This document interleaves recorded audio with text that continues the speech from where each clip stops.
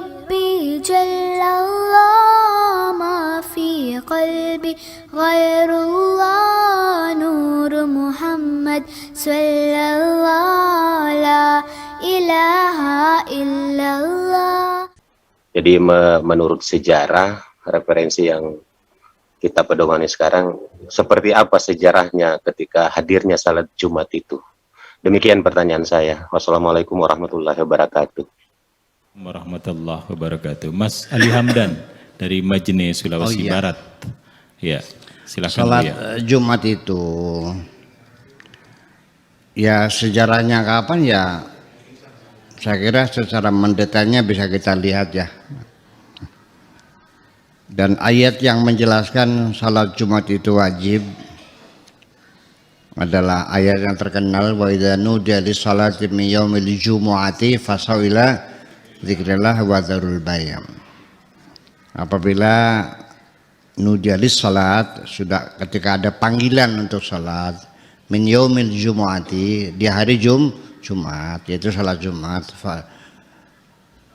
fasau ila dzikrillah, silakan Anda berzikir kepada Allah ya, wa dzarul bay', dan tinggalkanlah tinggalkanlah perdagangan kamu. Jadi artinya bahwa sejak ayat itu diturunkan itu sebagai satu saat diwajibkannya sholat Jumat. Adapun waktu persisnya tanggal berapa, hari apa, ini juga saya tidak dapat banyak informasi. Malah yang aneh lagi, hadis-hadis Nabi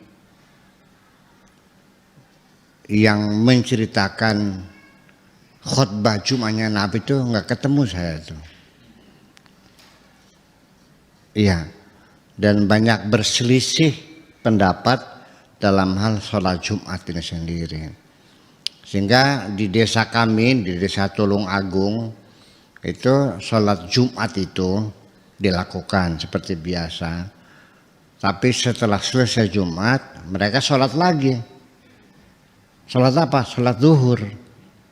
Namanya sholat mu'adah. Masih banyak di Cirebon juga masih banyak. Ya.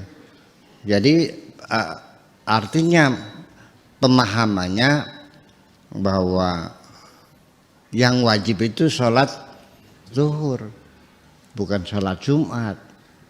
Jadi kalau kita melakukan sholat Jumat, berarti ya zuhurnya juga tetap tidak ditinggalkan ya, sholat zuhur juga.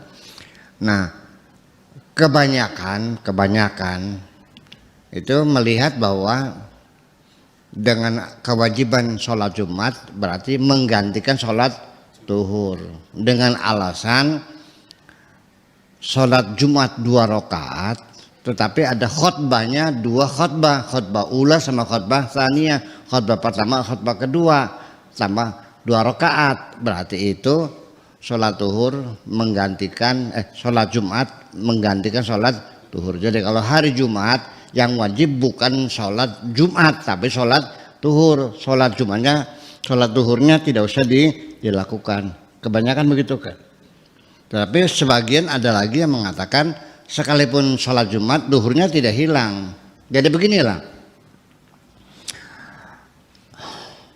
Saya nyuruh pembantu suruh ngambil sendok. Ketika dia ngambil sendok, saya perintah lagi, garpu, kasana garpu. Confuse pembantu ini. Sendoknya ditinggal, diganti garpu. Karena majikan saya nyuruh ngambil sendok, tapi menyusul kemudian suruh ngambil garpu, berarti sendoknya tidak jadi diambil. Mungkin terjadi begitu enggak? Mungkin. Yang kedua, dua-duanya dibawa. Sendoknya dibawa, garpunya dibawa. Nih sendoknya, nih garpunya. Bener enggak?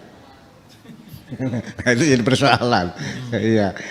Saya mencoba kepada para imamnya, kepada DKM-nya, lumrahnya umumnya kebanyakan di mana-mana sholat duhur itu menggantikan sholat Jumat itu menggantikan sholat zuhur.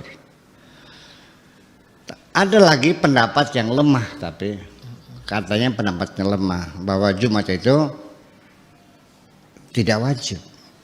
Artinya boleh dilakukan dan boleh tidak. Sampai syarat rukunnya pun berbeda. Kalau Imam Syafi'i sholat Jumat itu dilakukan sesuai dengan quorumnya. Quorumnya itu adalah 40 orang. Yang persyaratannya adalah baligh, ya kan begitu. Kemudian muatin, laki-laki sudah baligh dan juga penduduk setempat.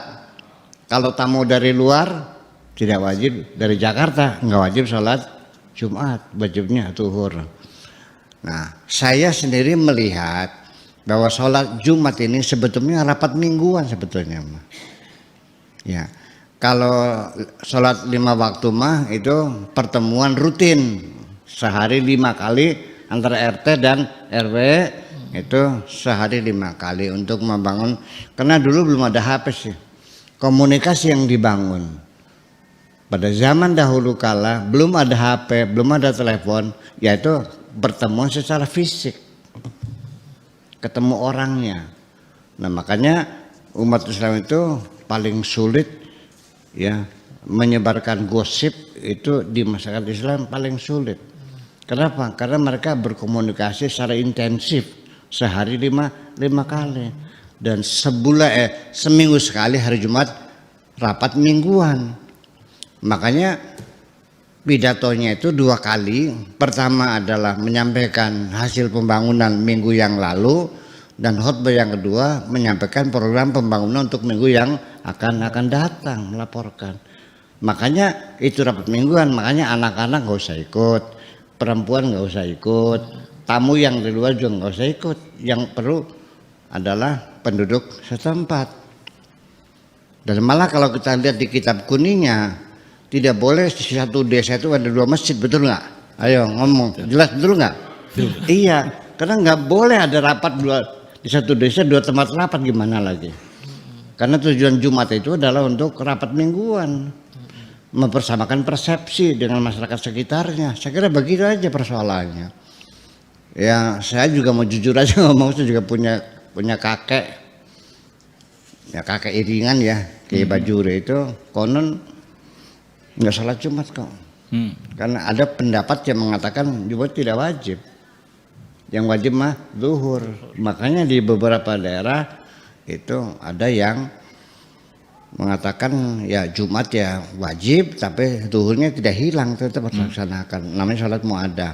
Nah, tetapi sholat mu'adah itu adalah syariat secara fikihnya itu dilakukan apabila masyarakat di kampung itu belum mencapai quorum, kurang dari 40 orang, hanya 30, tapi tetap ingin Jumatan juga, boleh silakan. Tetapi setelah selesai Jumat, sholat zuhur, karena sholat Jumatnya tidak mencapai quorum. Kan jelas berarti kan? Yeah. Kalau ada 39, boleh nggak? Nggak bisa. Boleh. Itu mazhab Syafi'i. Kalau mazhab Abu Hanifah, apalagi itu 39. Udah 35 orang, 39 orang, 2 orang juga bisa salat Jumat tuh. Yeah. Yang satu jadi imam, yang satu jadi khotib. Yang satu khotbah, satu dengerin. Nanti begitu selesai, yang menjadi imam, yang khotibnya jadi makmum. Nggak ada masalah kok. Itu. Saya kira mungkin kita itu aja lah. Makasih. Baik.